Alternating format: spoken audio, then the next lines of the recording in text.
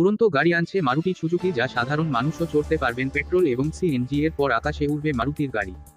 যে কোনো গন্তব্যে কয়েক সেকেন্ডে পৌঁছে দেবে এই উড়ন্ত গাড়ি, ল্যান্ড করবে বিল্ডিংয়ের ছাদে। সম্প্রতি নতুন প্রযুক্তি নিয়ে কাজ শুরু করেছে সুজুকি কর্পোরেশন। ইলেকট্রিক এয়ারকপ্টার নামে আসতে চলেছে এই উড়ন্ত গাড়ি। এতদিন পথে মারুতি সুজুকির পেট্রোল ও সিএনজি গাড়ি দেখেছেন, এবার পথে না আকাশে উড়তে চলেছে মারুতির সুজুকির নতুন ইলেকট্রিক এয়ারকপ্টার। চড়তে পারবেন সাধারণ মানুষও। নতুন প্রযুক্তির উপর কাজ শুরু করেছে সুজুকি কর্পোরেশন। এই উড়ন্ত গাড়ি বা এয়ারকপ্টার স্কাইড্রাইভ নামে লঞ্চ হতে চলেছে।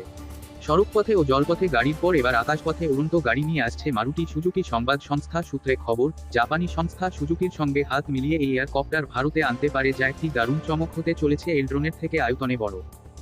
সংবাদ সংস্থা সূত্রে জানা গিয়েছে এই এয়ারকপ্টার ড্রোনের থেকে আয়তনে বড় হবে। তবে প্রচলিত হেলিকপ্টারের থেকে আয়তনে ছোট এবং এটি সরাসরি বিল্ডিংয়ের ছাদে ল্যান্ড করবে।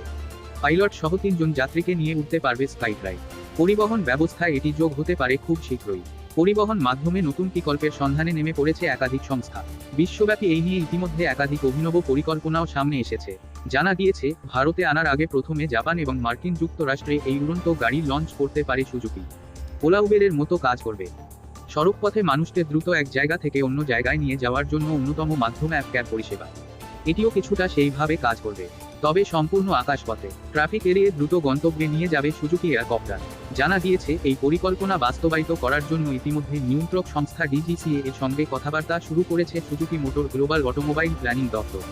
মারুতি সুজুকির এই উড়ন্ত ইলেকট্রিক কপ্টার স্কাইড্রাইভ নামে বাজারে আসতে পারে। এই কপ্টারে 12টি মোটর এবং রোটর থাকবে।